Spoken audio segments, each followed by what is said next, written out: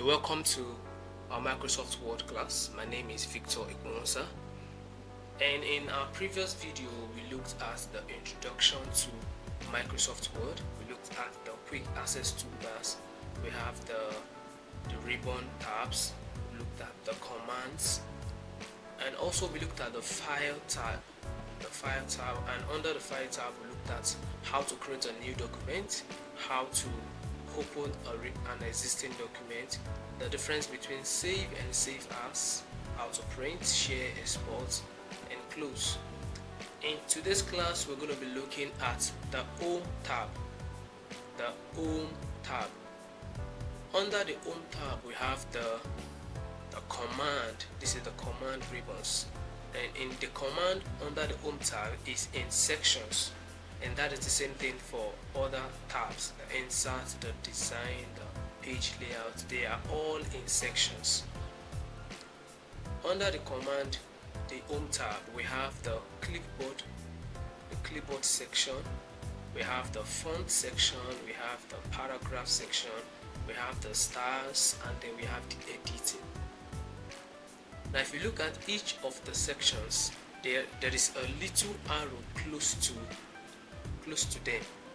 Now this arrow is for extension. Now there are some commands that does not fit into these sections. There are some extra command that they are not in this section. For you to get access to them, you click on this little arrow for an extension, and it will take you to the full command under this section. Other commands that are not there, you get to see them when you click on the little arrow close to the section. Now let us look at the sections one after the other. Number one, the first one, we have the clipboard. Under the clipboard section we have the paste, we have cut, we have copy, and we have format painter. I'll take it again. Under the clipboard section we have the paste, we have the cut, we have copy, and the format painter. Now the paste, the cut, and the copy, they go hand in hand. We use them most of the time together. For example, if I highlight this sentence, you see the cut and the copy becomes active. Let's do that again. If nothing is highlighted, the cut and the copy stays inactive. But the moment I highlight any part of my document, the cut and the copy becomes active. Why? Because at this point I can use them. If nothing is highlighted, if I am not drawing the attention of Microsoft Word to any particular sentence or any particular place in my document, copy and cut remains inactive. But the moment I highlight any part of my document, I am indirectly sending a signal to Microsoft Word that I want to do something. Now copy and cut comes up and they are active. Why? Because they don't know if they are the one I want to use. So they are correct, I want to use them today. So let's look at the difference between copy and cut. Now when you click on cut on any highlighted document, you are taking that part of that document away from that document completely. You are taking it away from that position completely. It's like taking the original of a particular thing. So once I click on cut, it is gone from this particular position. So let's go somewhere else and paste it here. Let's say, okay, I want to paste it on top. Now once I click on this top side, I click on paste. Paste would bring the work that I have copied. Any content that I have copied from my document, paste would put it wherever I want to put it. So once I click on paste, you can now see focus points can be expressed through a combination of visual indicators and accessibility text. Now it's now displaying on top of my document. Now what about if we use copy? So let's highlight this document again, this part of this document. They are now active, and I click on copy. Now copy takes Copy takes this document, this part of this document, but leaves the original. Copy does not take away the original. Copy assumes that you want to duplicate this part of the document that you have highlighted. So once you click on copy, the part of the document remains the place where you have copied it from, while you hold a copy of it, and then you can go anywhere and paste it. So you now have it at the place where you pasted it, and you also have it at the place where you picked it from. Now I say it again, the difference between cut and copy is that cut takes the part of the document away from where you cut it from, and paste it where you want to paste it. But if you use copy takes that part of the document, leaves the original there, and then duplicate it wherever you want to. That is the difference between cut and copy. Also in the process, we saw how to use paste. Paste is where you drop the document that has been copied, and that was why I said copy, cut and paste, they work hand in hand. If you copy a document, you have the intention of pasting it somewhere. If you cut a document, you have the intention of pasting it somewhere, or do not all the time. There are sometimes you cut them and you don't want to use them again. Now the second part of the command under the home tab is the font section. Under the font section, we have the font style. This font style is the way your text would appear.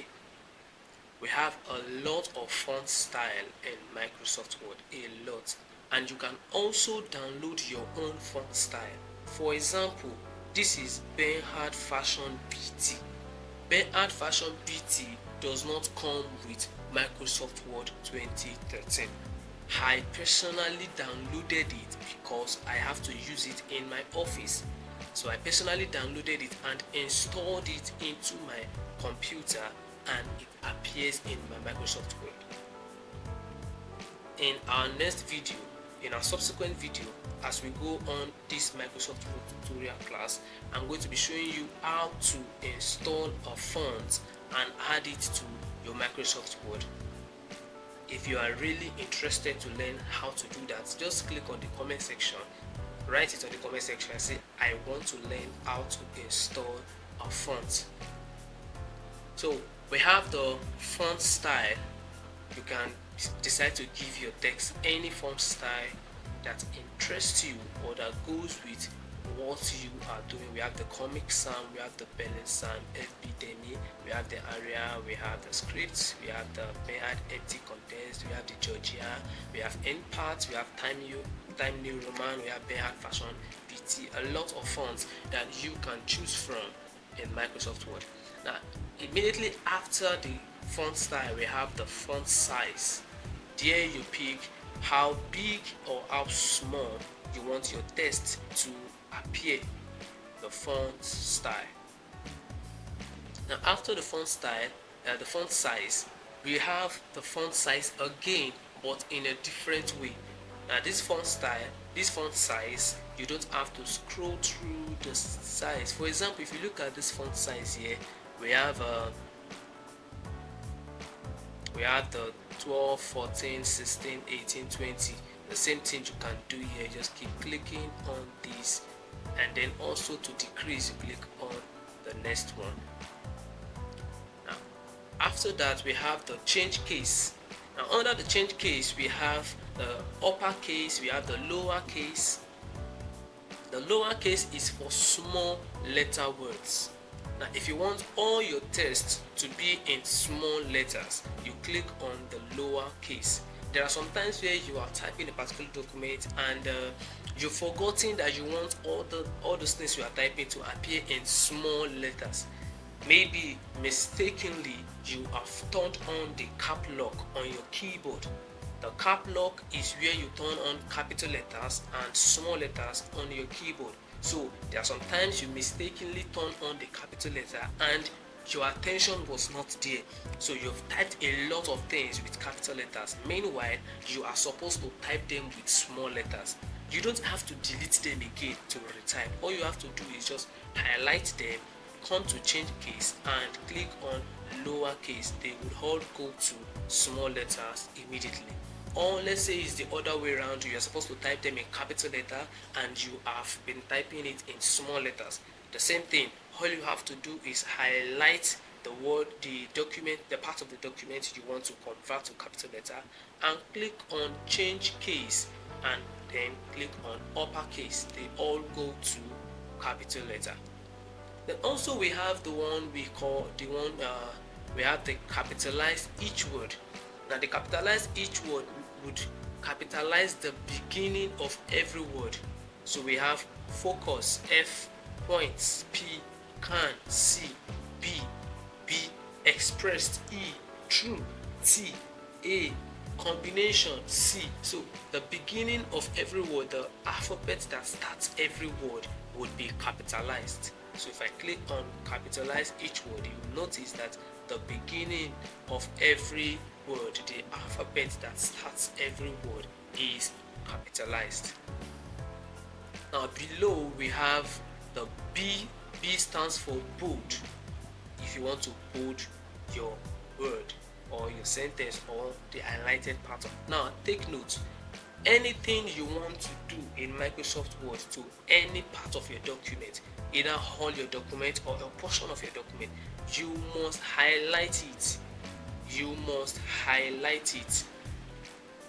To highlight means to draw the attention of Microsoft Word to that particular part of your document, and that is the only part that will be affected by anything you click on.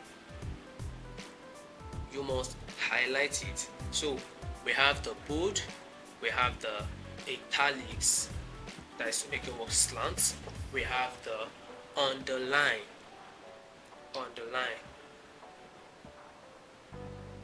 Then we also have strike through. Strike through is when you want to draw a line on your document or on the part of the document that you have highlighted this way. And then we also have the subscript and the superscript. The subscript and the superscript. Those of us who are mathematicians or math students, the subscript is for base. So we have log 2 base 5. So when you want to write things like that, let's say we have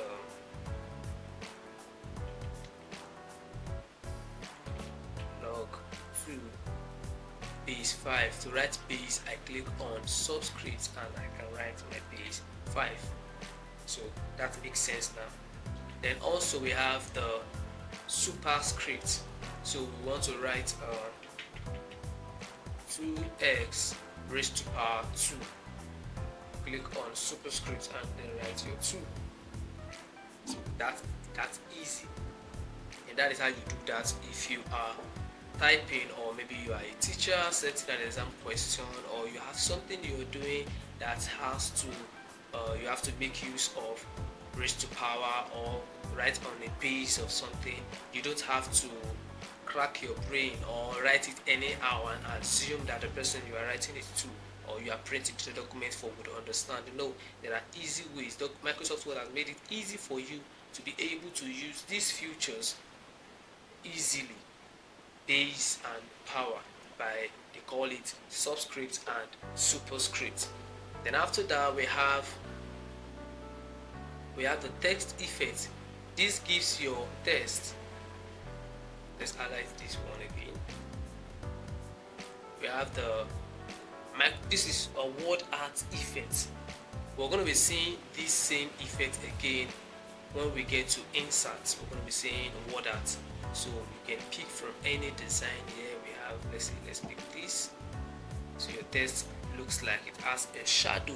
Your text has a shadow of itself below each of the text. So this is effect. Then we have, let's highlight this. We have the text color, the highlight color. So you can use this to give color to the part of the document that is highlighted. So I don't use any color. Then we have the text color. So let's highlight a particular document and change the color to yellow, orange, orange, yellow. So this is how you give color to your text. And that is all for the font section. Now the section called font. Now let's move to the next section. We have paragraph. Now under the paragraph section, we have the bulletin, we have numbering, we have multi-level list, we have the alignment, the left alignment, center alignment, right alignment, and justification. Now let's look at how all these functions. Now for bulletin, I'm sure you must have seen some document. Okay, I have it right here. Now if you look at this, the order in which elements receive focus, the way in which elements are grouped, where focus moves when the elements in focus disappear. Now if you look at this dots at the beginning, the front of the back of every of my document, every of the things that I typed in my document, I did this with bullet. This is called bullet. So let's change the bullet to highlight what you want to keep bullet to. How do you use bullet? Let's say I type a document. I say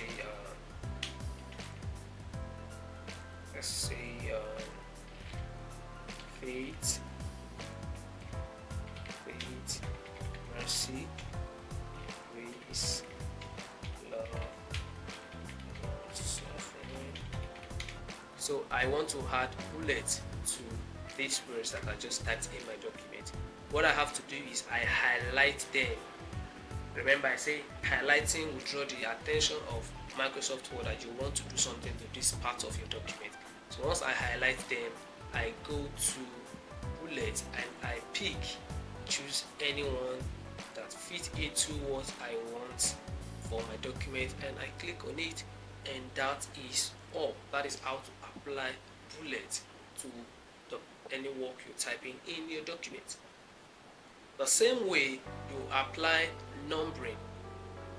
So you click on the arrow by the side and you pick your preferred way of numbering your documents. We have the 1 to 3, we have the Roman numeral, we have the alphabet, so you can pick from any one of them. Now let's look at numbering again. There are some times where you have some documents that you type in under numbering and you have number 1, number 2, number 3, but you don't want number 4 or number 5. You want to jump from 3 to, let's say, 7, or from 3 to 15, and then you want to continue from 15. So you want to have 1, 2, 3, 15, 16, 17, 18. Now what you do is very simple. The number immediately after 3 is 4. So you click on 4. I want to change this 4 to 15. Now once you click on 4, if you notice 4 is 1, 2, 3, 4, 5 is highlighted, but 4 is more highlighted. The color in 4 is darker than every other number. That shows to you that 4 is the one that is active. So if I do any changes, if I make any changes now, it would affect 4. So if you click on 4, go back to your numbering, click on the small arrow by the side. Then you will see an option called set numbering value. Set numbering value. That is, I want to set where my number should start from. So you click on set numbering value, you will see the 4 in a box. Increase the 4 to any number you want it to start from. So I want mine to start from 15. Once I click on 15 and click OK, it will start from 15. So now I have 1, 2, 3, 15, 16, and then if I click on next on any other document, it will be 17, 18, 19, 20. The same way, if you want to change this 19 again to, let's say, 40, 43, 41, 42, 43, you do the same thing. Click on it, go to numbering, go to customize set numbering value, then you click change the number to the number you want it to start with, and then you are good to go. Now below we have the alignment.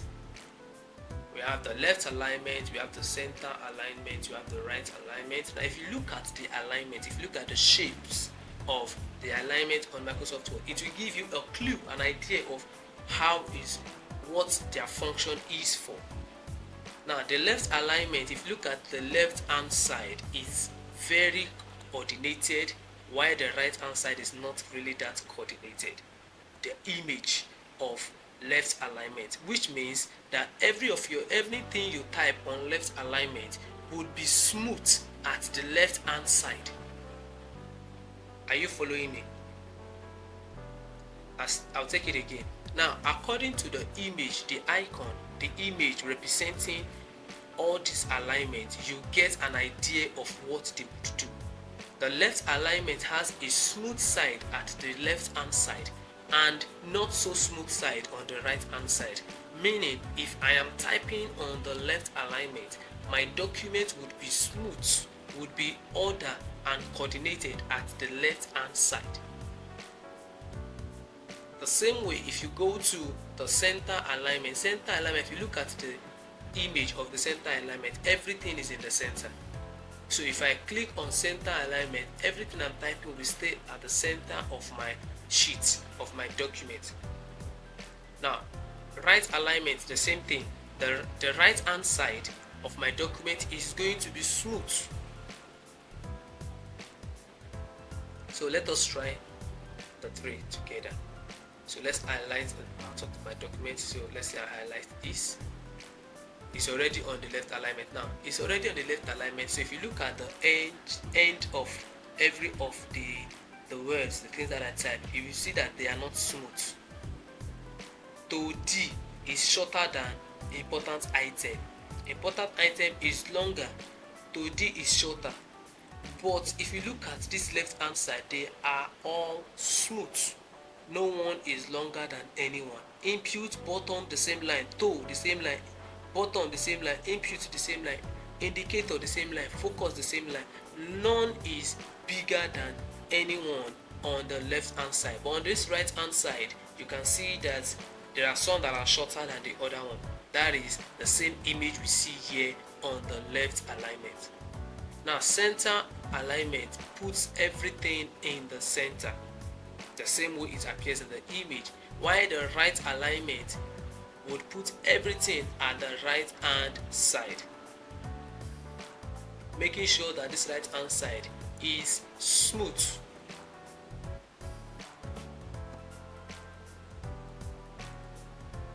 Then after that, we have the justification. Now if you look at the image of the justification, we have smooth side on all sides, both on the right hand side and on the left hand side. So let us try that. Let's highlight this.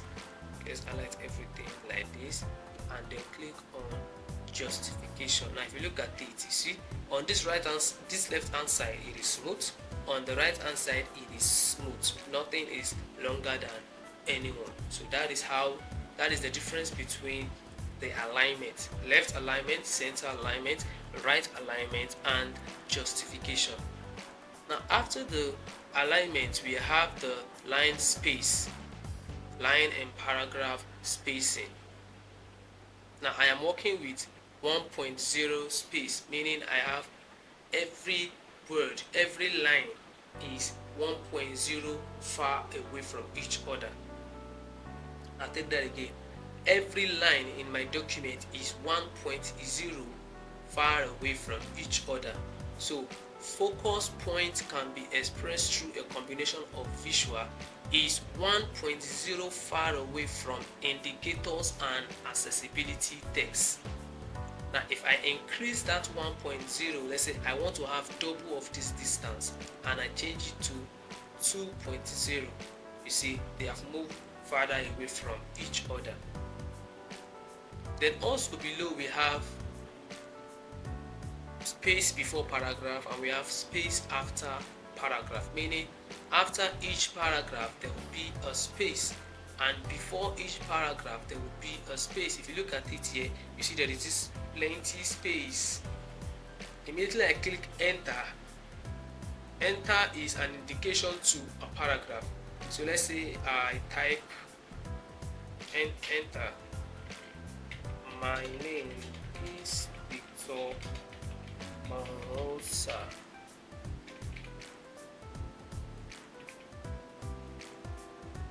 If I click enter, you see the space between focus point and indicator is not that much compared to indicators and my name is Victor. Why? Because I have indicated that there should be space after each paragraph or before each paragraph. So that is what the Microsoft Word is doing to my document. Then we also have theme color. Now, theme color gives color to a particular place that you are standing on, that your cursor is blinking on, or a place where a portion of your document that is highlighted. Now, the difference between theme color and highlight color is that once I highlight this part of the document, highlight color works like left alignment. It would give color to the portion that is highlighted, just that space of the document that is highlighted this way, just that space of the document that is highlighted. But if I use theme color gives the whole part of that space, even the empty space, just like justification would do. Even the empty space, as long as they are connected and related to the portion of the document that is highlighted, they would receive the theme color. But the highlight color would only give the text, only the text, the numbers, the alphabet that is highlighted. They are the only portion that receives the color. But theme color gives color to every surrounding part of the place, that portion that was highlighted. That is the difference between theme color and highlight color. Then after that we have the border. Border is mainly for table. Let's say I want to give, so it's like I want to construct a new table. We're going to be looking at table when we go to the next tab, which is insert. So let us hold on with border here. We're going to be looking at it in full details when we open table. And after that we have the styles. We have the different style and already pre-designed style that has been placed, that came with Microsoft Word. So if you want to use any of their pre-installed styles of how you want your document to look like, the heading, the subtitle, the title, if you look at this now, the title pays attention to the title and makes it very active and very bold to show that this is the title. Then we have it, if you want it to look like a subtitle, you want it to look like a heading, you want it to look like another heading. This is heading 1 and heading 2. Then we have find. Under the editing section we have find, replace, and we have select. Now what is different between find and replace? Let us do a quick practical on that. So you have typed a lot of documents. Let's say you have 20 pages, and then you discovered that there is a particular word that you kept using in your document, or that you used once in your document, but you want to change that word. Let's say for example I have let's say I have elements. I have elements here. Elements. Now I want to find elements. Maybe you want to do a particular adjustment to that part of the document that has that word element. You want to maybe add an extra thing, or you want to delete it, or you want to change the word. Now it will be very difficult for you to start scrolling through all your documents and be looking for elements. You may not find it. or even if you're going to be finding it, getting it, it's going to take you a long time, and it will stress you out. And that is why Microsoft Word has what we call find. So Microsoft Word will find that word for you. As long as you can spell what you are looking for, you can get it with find. So let's click on find. So let's tell Microsoft Word, find the word element for me. So you see, it has indicated elements on all parts of the document. Everywhere element is used is now active, and it's now going to show you. So we have three results. So we have the order in which elements were received focus, the way in which element, and it's going to show you where it was used in the document, and it's going to take you there one after the other. Now the next one is replace. Now what is the function of replace? The same thing you did for the find, but this part of the find, you want to replace element. Now remember, when we looked for element, we saw three places where element was used in this document. Now I want to change element to foundation. It will be tasking to go to all of them one after the other. Now this is just three. There are some times in your document you have like 100, you have like 20, 50 places that the word element was used. You can't be going to those 50 places one after the other to change it to foundation. That is a lot of work. But with replace, with just a click of the button, you can change every single place where element was used to foundation. So let's do that now.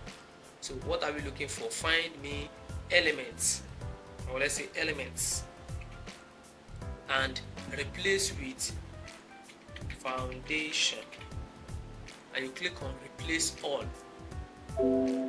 You see, all done. We made two replacements. Okay, so I click on elements. Let's remove the S now. I'm sure one of them only has element and no S. Let's click on replace all and one, that is 3, complete. So now let's look for foundation. So you see, those places where element was used has now been changed to foundation. That is how you do it. Very easy, very easy. You don't have to go to every part of the document to change any word. All you have to do is click on replace, find what you're looking for and replace it with what you want to change it to. Then we also have the select.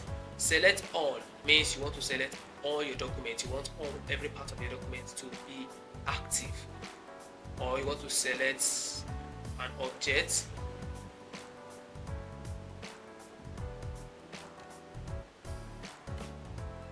I don't have an object in my work, so it won't be selected. So, and that is all for the home tab. We looked at all the ribbons, the command ribbons on the home tab. We looked at the clipboard, we looked at the font, we looked at paragraph, we looked at styles and editing. So if you are yet to subscribe to the channel, because we're going to be dropping other videos that talks about the insert, design, page layout, references, mailings, review and the view. This class, the aim of this class is that if you are able to follow it step by step, you should be able to use Microsoft Word at the end of the tutorial. So please, I want you to pay close attention to every details, every single thing I say in the class. So don't miss any video. Go back to the previous video where we looked at the introduction to Microsoft Word and where we also looked at the file tab. Then come back to this video and watch this video, and then turn on your notification bell so that you get notified when we drop the other videos. And also in the previous video I dropped the link to Mavis Beacon where you can download Mavis Beacon. Mavis Beacon is a typing software that teaches you how to type. Also in this video I'm going to also drop the link again to Mavis Beacon where you get to download Mavis Beacon to your computer. And also in our subsequent video I'm going to be having a live video. I'm going to be having a video showing you how to download Mavis Beacon and how to use Mavis Beacon.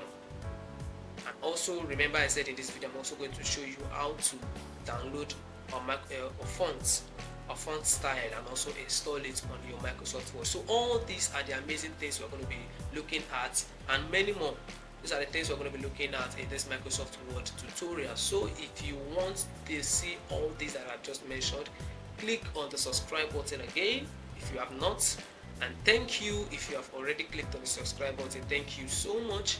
If you are yet to click on the subscribe button, please do that now and turn on the notification